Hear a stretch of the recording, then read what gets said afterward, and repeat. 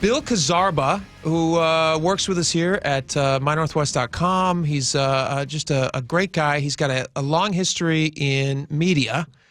I found out today, I did not know this, but I found out that, Bill, you actually worked at CNN years ago. Is that right? You were a producer at CNN? Uh-huh.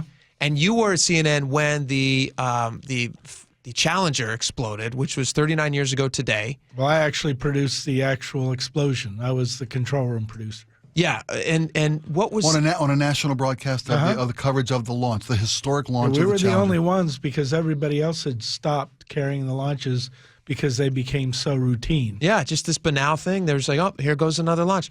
Now, NASA, in an effort to get people excited about the launch of the different missions, they did a first. This was the first time they had done this, right? And they invited a local teacher whose name was Christy McAuliffe? Christy McAuliffe? Krista McAuliffe. Mm-hmm. Yeah, and it was the first time a civilian, non-NASA crew member. Yep, and she was a school teacher. It was a massive push by NASA to try to advertise. Just they're trying to market their services, which is NASA. Trying to get kids interested in science. Getting They kids were also excited. pushing, honestly, for funding, continued funding. Well, yeah, you got to have an space audience. program. Yeah, absolutely. Because that was starting to dwindle. So listen to this. This is kind of just a little slice of history. In the months leading up to this launch, which again was 39 years ago today, Peter Billingsley, who, if you guys don't know the name, you definitely know his face. He is the kind of cherubic-looking, little funny, glass-wearing kid in Christmas Story. Ralphie. Yeah, Ralphie from Christmas Story. And then so he was kind of at like the height of his child fame right around then. He was also in a movie called Dirt Bike Kid, which was huge for me when I was a kid. And so he would do this promotional tour with Krista McAuliffe. They would go around and they would speak to classrooms. They did a bunch of news interviews. This is a little bit of that. This is an interview after the Challenger explosion. Is that right, Laura? Is that what this is? Yeah. Which I honestly, to listen to this and to hear him so young being asked these incredibly hard questions. He must have been 12 years old at the time. If that, yeah. Oh, that's devastating. All right, well, we'll get to that in just a second. But first, we have Bill with us. Tell us what was it like that day in CNN? Like before the rocket took off and before the Challenger was launched. What was the general feeling in the newsroom at CNN? What were you guys expecting that day, or did it just feel like any other launch? It was just another routine day. It was a launch of a space shuttle, but we knew this one was going to be a bit special because of McAuliffe. We also knew that a lot of elementary schools would have the broadcast on. We knew we were the only ones carrying the launch, so it had a lot to do with how we covered the launch and had a little bit more education elements and that kind of thing. Mm-hmm. But the biggest thing is that most people wouldn't remember, but the space shuttle was often canceled because of weather conditions. Yep. Crosswind of 10 to 20 miles an hour would cancel a launch or delay the launch. So we expected it to be delayed because it was 26 degrees, very unusually cold. There was actually ice hanging off the space shuttle. And if you remember, the O-rings, the frozen O-rings, were really part of the problem with the launch. And so we expected, and they usually halted it at about T-minus 2 minutes. They would halt the launch. And what I was doing was get us some scripts because they're not going to launch. And it went by 2 minutes, and it just kept going. Now, in retrospect, I think a big reason that was the case was that Ronald Reagan, president at the time, was going to have a State of the Union speech that night. Oh, wow. And even though I don't think there was any, deliberate or conspiracy, if you will, to get the Challenger off the ground, I do think there was an implied pressure on NASA to get the teacher in space tonight so we can talk about it at the State of the Union tonight. Yeah, it's not like the White House was calling them saying this thing I don't better think launch. that was the case, but I think everyone felt pressure. Well, it's safe to say that with a national TV audience of school children, right, canceling it was a last resort. Exactly. Well, again, all the promotion that they did leading up to, and what's interesting about what you were just saying, kind of this push inside NASA to make sure that this thing happened. Laura was telling us about this before the show, but we've since looked into it. It's a really interesting story about the O-rings. One of the engineers who worked with the O-rings had predicted, he and his entire team, they were one of the contractors who, because it's, to build these rockets, it's a years-long process. and their job was the O-rings. And his specific focus was like, listen, these things have not been tested at this temperature, which is very low. We've tested them at 38 degrees, and it worked, but 10 degrees colder, it's doing something different, and it may have an effect. And the O-ring is responsible for keeping, as I understand it, was from keeping the fuel leaking out of that area of the engine, which then could ignite something. And so he was saying, you guys need to stop this launch. It has to be stopped. Well, literally, verbatim, he said it's going to explode. It's going to be a catastrophic event. Right. Listen to this. This is an NBC News story, and then I want to get your thoughts on this. Just listen to this opening of this story. It's just devastating. It was and this was a story about this guy's passing. He passed away a few years ago. It was a chilly January morning, and Bob Ebling, an employee at NASA contractor Morton Thikel, was panicking. As a booster rocket engineer, Ebling had intimate knowledge of how the Space Shuttle Challenger would perform in cold weather, and the rubber O-ring seals designed to keep the burning rocket fuel from leaking from the Challenger's booster joints hadn't been tested in temperatures this low. It was a chilly, as the booster rocket engineer, I'm sorry, just read that. They had tested the O-ring in something like 38 degrees, and it was only 28 degrees when they launched. Ebling's daughter, Serna, told NBC News. After looking at the forecast the night before, Ebling and 4 fellow engineers begged for the launch to be postponed until it warmed up, but their managers and NASA refused. On January 28, 1986, Ebling sat in a conference room surrounded by executives from his company, powerless, and he watched the Challenger take off on a big screen TV. 75 seconds after liftoff, it exploded, killing the crew of 7, and for years he could not forgive himself. And just to live with that, having begged people to not launch this thing, and it still launched. Well, I think it also speaks to sometimes the internal pressure we put on ourselves to maybe put safety aside to get good publicity for something you think is very important. Yeah. So I think for us, the biggest thing was when it launched and everything looked fine, and then, as you said, 75 seconds in, when it exploded, we didn't know what happened. We didn't know whether the rocket had exploded or it was a jettison of one of the booster rockets, that kind of thing. We knew it looked different, but we did not know for at least 2 minutes that it exploded. Also, after 2 minutes of silence, NASA announced there's obviously been a problem. But they didn't say it exploded. Right. They just said there was a problem. And so we had cameras there. We were taking the feed from NASA, and they were, McAuliffe's parents were there. A lot of the families of the astronauts were there, and we were just taking shots, or NASA was, of the people that were in the stands looking up, and there was nothing there. Let me ask you about that, because I was talking about this before the show. That's my memory, and I saw it after the fact. I was only 3 when this thing launched, but after the fact, I remember watching video footage of her parents. Mm-hmm. So you guys, your CNN camera, that would have been your CNN camera on her parents. It would have been probably NASA. I don't remember, but it was a feed from NASA, yes. But you guys, do you remember watching in that moment? Because I do. I just remember the 2 faces looking up, and it's surreal disbelief. Right. They're panicking, as parents would, if they thought, well, what happened? Where's the rocket? And, for a long time, when I say long in the relative scheme of things, 10 minutes after, we still weren't sure because we didn't know whether they had a special escape capsule or things that would actually be able to save their lives. They were pretty high up by the time it exploded. But again, it was a pretty good deal of time before we realized there wasn't any way that the astronauts would have survived. How long did CNN stay with that situation before you go to the main desk or go to News Central or whatever it might be? 12 straight hours. And I remember that very well because I was planning on leaving around 5 o'clock that day, and my boss came out and said, "Can you do a special tonight at 10 o'clock? And I said, well, I've been here since 5, but when your boss tells you you're going to do a special at 10 o'clock. I want to play you guys. This is your coverage, Bill.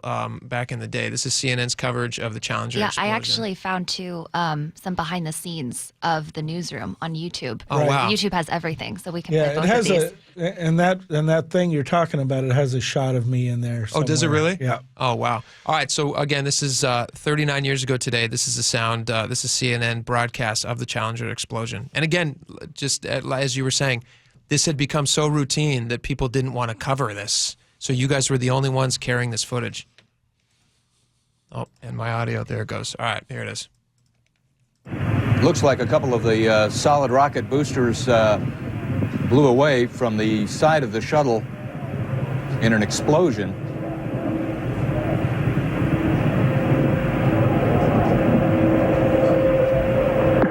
Flight controllers here looking very carefully at the situation. Obviously a major malfunction. We're awaiting word. They're holding their breath just, I'm sure, as everyone else is. In the center of the fire and the smoke, you can't see any form of what was once the shuttle.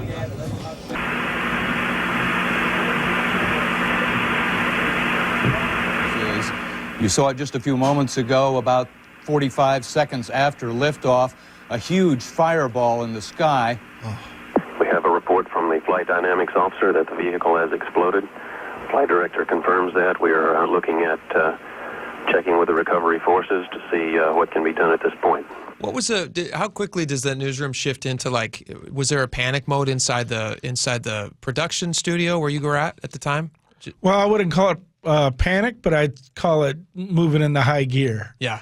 You know, there's about 200 or 300 people in the room itself. And the thing that Laura was talking about, they actually were shooting a promo that day. So when the explosion happened, they turned all those cameras into shooting the newsroom in action. Wow. We have a clip of that if you guys want to hear it here. This is behind the scenes CNN. He's leaving. Stand by to voice over this picture. Shut up in here. Open their mics. Talk, folks. Whoever is necessary right now, please move back into the pit.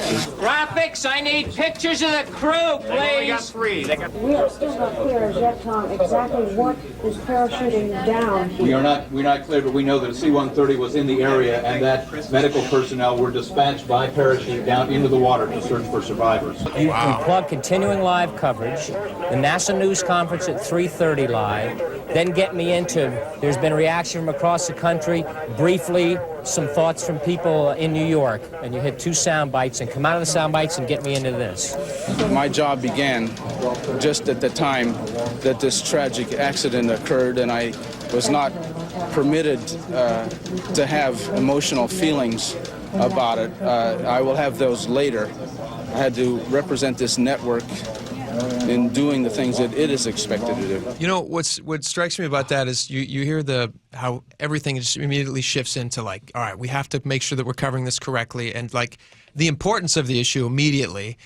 And it reminds me of, you guys seen the movie Apollo 13, obviously. Sure. It's a similar situation where even back then, you know, late 60s, it had become routine and people lost interest in it. And it took this horrible disaster. Thankfully, that crisis was averted and they were successfully brought back home. Right. But it took that to be the like, that was a part of the storyline of that movie. Well, what you were listening to there was also, that was, his name was Bob Fernand, and he was the senior executive producer of CNN.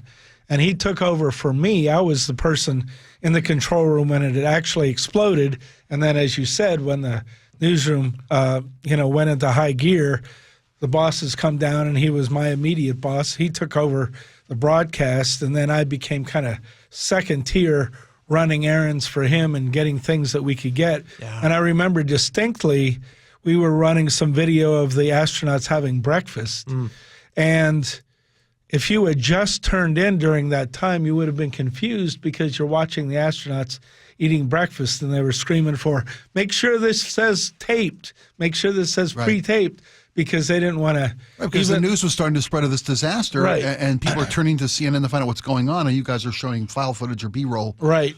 And we should say real quick, Bill Kaczaraba from MyNorthwest was the control room producer on 39 years ago today during the, for those of us joining us late, during the Challenger explosion. And we're not trying to be disrespectful in any way, shape, or form to the tragedy that was this day. No, of course not. But we've got yeah. insight into someone who lived this history for all of America and made sure that America knew what was going on while this was evolving. And the biggest thing I remember is until I got done at midnight that night, the adrenaline kept you from really thinking about what had actually happened. So the one person who was the supervising producer said, my job doesn't allow me to have the emotions. That's pretty much true. But then it all collapses in on you. You're walking out the door. You've been there for 14 hours. And you realize this was until 9/11, probably one of the biggest tragedies that the U.S. had seen in recent history. And so public. Right. And so public. they had done a very effective job of humanizing what had become kind of, for a lot of people, just a thing that they expected to go well. And also astronauts were kind of untouchable. They were of a different class. They were scientists. Oh, they were heroes, too. Well, they were heroes, but they were also not like us. And so the idea that they had, these were like all these guys. You think about the different astronauts you could name, but like Krista McAuliffe, who was just a normal person, right. which is what made this so different. This is a clip of her on the Today Show shortly before the launch, talking about the prospect of heading into space. I still can't believe that I'm going to actually be going into that shuttle. It just really doesn't seem possible. Maybe when I'm on the launch pad it will. What are you most excited about? Seeing the Earth from that perspective of that small planet, it's such a big place here, but being able to look at it from a new perspective, and I hope I can bring that wonder and that excitement back to the students. Maybe just a little bit of fright, too? Not yet. Maybe when I'm strapped in and those rockets are going off underneath me, there will be. But space flight today really seems safe. You know what's interesting about this? I was just thinking, it's devastating to listen to that, but you can hear the hope and the optimism in her voice as she's, the excitement of being able to do that. Maybe a little trepidation. But we started talking about that guy who had warned them not to go. And I was not aware of that, by the way. Yeah, well, until you said that today. Wow, oh, really? Yeah, well, he had warned them not to go because of the O-ring thing, and for years he felt like he was guilty. And they talked about it was just devastating. He talked about how he felt like God had picked the wrong person. We might even have that clip here. He felt like God had picked the wrong person to know this because he was ineffective at getting that message out. Had they listened to me and wait for the weather to change, it might have been a completely different outcome. And I think that was one of the mistakes that God made. He shouldn't have picked me for that job. Because he felt like he wasn't able to get the message out. But to wrap it all up, and he lived his whole life with shame until he did that interview like 30 years later, and then people started sending letters into him. People who worked on the program, they said it wasn't your fault. Like, you could not have stopped that. There was a bunch of people who just stopped things. And they noticed there was a lot of people at different levels who knew that maybe it wasn't right, but they kept pushing because there was this expectation that they had to launch. And the silver lining to the dark cloud is that they started to reevaluate some of these decisions going forward. And so maybe that mistake, it happened, but maybe it doesn't happen again. And that's what usually happens after a tragedy, right? Sure. Yeah. You reevaluate the safety of the roller coaster. You reevaluate self-driving cars. And so, yes, I think in honor of the astronauts who perished on that ill-fated flight, that they were the ones that began a relook at the space program. Which saved how many lives, We Right. don't know. All right, Bill Kaczaraba, thank you so much for coming in. We really appreciate your the conversation. Time.